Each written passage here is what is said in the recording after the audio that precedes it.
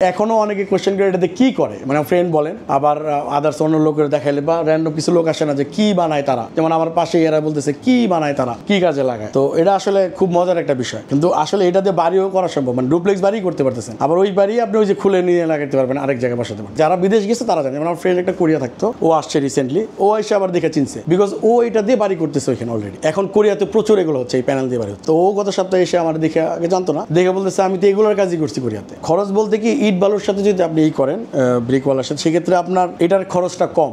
আরো সুবিধা হচ্ছে কি, আপনার যে ইটে ব্রিকওয়ালা করতে গেলে আপনার যদি 1 মাস লাগে, এটা তার অর্ধেক 15 ডেজে আপনি কমপ্লিট করতে পারতেছেন। এটা হচ্ছে আপনার আমাদের যে ওয়ালটা স্ট্রাকচারের পরে ওই কলাম থেকে আমরা এই ইউ চ্যানেলটা টেনে নেব, দেন আমরা এটার উপরে এটা বসাই দেবো। যখন এটার উপরে এটা বসাই দেবো, তখন এটার সাথে এটা লেগে থাকবে, এই ইউ চ্যানেলটা ফ্লোরের সাথে লেগে থাকবে। তখন সেক্ষেত্রে আপনার আর ভয় নেই যে এটা খুলে পড়ে যাবে অথবা ঝড়ে তুফানে উঠে যাবে, ওরকম মনে। আপনি চাইলে যখন ওই স্ট্রাকচারটাও খুলতে পারবেন, ওটা তো আপনি রয়্যাল বোল্ট দিয়ে লাগানো থাকবে ফ্লোর থেকে, আপনি রয়্যাল বোল্ট খুলতে পারবেন, খুলে দেন এই ইউ চ্যানেলটাও আপনি সেপারেট করতে পারবেন। সবচেয়ে মজার বিষয় হচ্ছে আপনি এটা দিয়ে এমন একটা ঘর বানাতে পারতেছেন বা বাড়ি বানাতে পারতেছেন যেটা আপনি নিজে ক্যারি করতে পারতেছেন। আপনি চাইলে এক জায়গা থেকে আরেক জায়গায় নিয়ে অ্যাসেম্বল করতে পারতেছেন। এটা হলো সবচেয়ে বড় সুবিধা। আপনি ব্রিকে গেলে কিন্তু এটা করতে পারতেন না। হ্যাঁ, এটা আপনি চাইলে খুলে নিয়ে ক্যারি করে আবার আরেক জায়গায় যায় আপনি ইজিলি আপনি অ্যাসেম্বল করতে পারবেন। চাইলে সব পার্ট বাই পার্ট খোলা যাবে, সেপারেট করা যাবে, সব তো আপনার নাট টাট করে লাগানো থাকবে, আপনি চাইলেই খুলে আবার আরেক জায়গায় স্থানান্তর করতে পারবেন।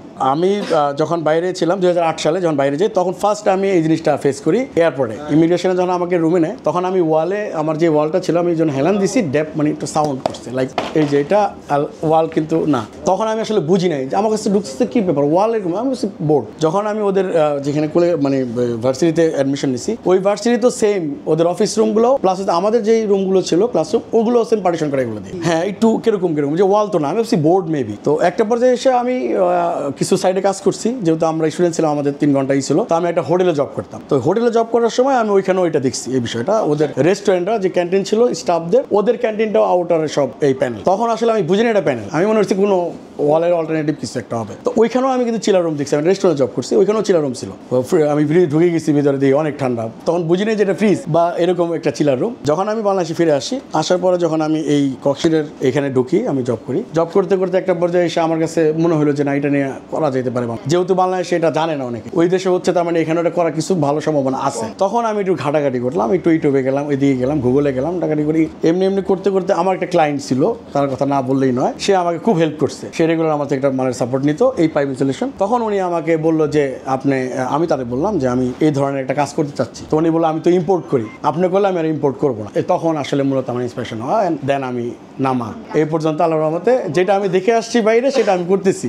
অনেক স্ট্রাগল করা লাগছে। প্রথম আসলে অনেকের কাছে যে নিতই না, লোকাল প্রোডাকশন এটা তো চলবেই না, মানে খুবই করতো, মানে দেখা গেছে একটা কোম্পানিতে গেছি, মিটই করতো না, এই কি জিনিস নিয়ে আসছেন স্যাম্পল, এটা আমাদের চলবেই না। আরো একটা ব্যাপার হচ্ছে, সেম জিনিসটা আমরা নিয়ে গেছি, বাট সে এই জিনিসই ইম্পোর্ট করতেছে, বাট সে চিনতেছে না, বুঝতেছে না, মানে এটাই যে আমি করতেছি, এই জিনিসে সে আনতেছে অলরেডি, বাট সে বলতেছে এই জিনিস আমরা আনতেছি না, মানে সে চিনতেছে না, মানে লোকাল প্রোডাকশন দেখে তারা আসলে মূল্যায়ন করতেছে না। কিন্তু এখন মোটামুটি ডাক হচ্ছে, অনেকে চিনে জানে, তারপরও অনেকটা পরিসর জানে না। এখনও অনেক মানে মোটামুটি ভালো একটা অংশ ইম্পোর্টে আছে। তা আশা করি আমরা আস্তে আস্তে সামনে যেভাবে যাচ্ছে চেনাতে পারি, তাহলে আর ইম্পোর্টে যাবে না।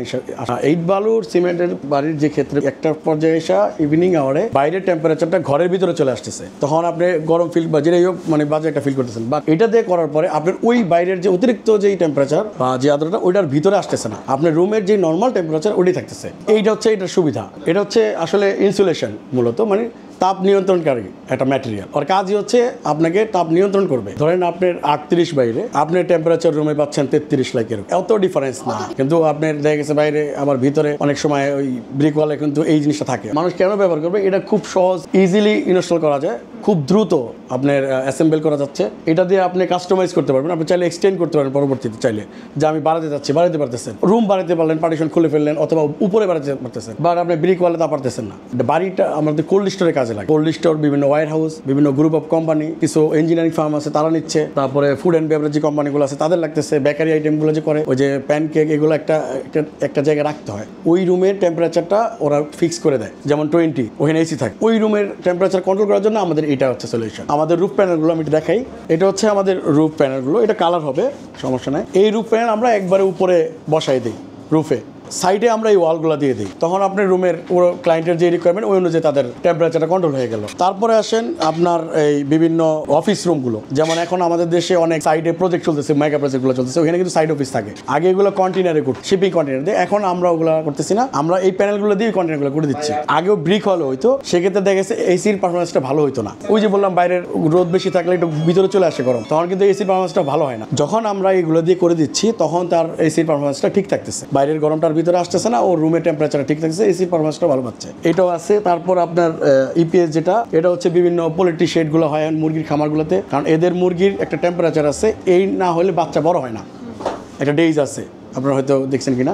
এই রুমগুলো আমরা এখন কন্ট্রোল এই ইপিএস প্যানেল দিয়ে করে দিচ্ছি। আগে যখন এটা ছিল না প্যানেল, তখন তারা ত্রিপল ইউজ করতো সাইডে, আর ওই যে প্রোফাইল ইউজ করতো টিনগুলো, তখন তাদের বাচ্চাগুলো প্রপারলি আসলে দেখা গেছে যেটা আপনার বাড়ার কথা ছিল 30 দিনে, সেটা হয়ে গেছে 35-38। ইভেন অনেক ভাইরাস টাইরাসের কারণে মারা হয়েছে, রোগ টুক ছড়ায়। কারণ মুরগির এমন এক জিনিস, একটা ভাইরাস ছড়াইলে সবগুলো ছড়ায় যায়। তো এই প্রবলেমটা সলভ হচ্ছে আমাদের এই প্যানেল, ইপিএস প্যানেল। তো আমি আল্লাহর রহমতে অনেকগুলো প্যানেল পোল্ট্রি শেডগুলো করছি এই ইপিএস দিয়েই আমরা করে দিয়েছি, আল্লাহর রহমতে অনেকগুলো কাজ করছি।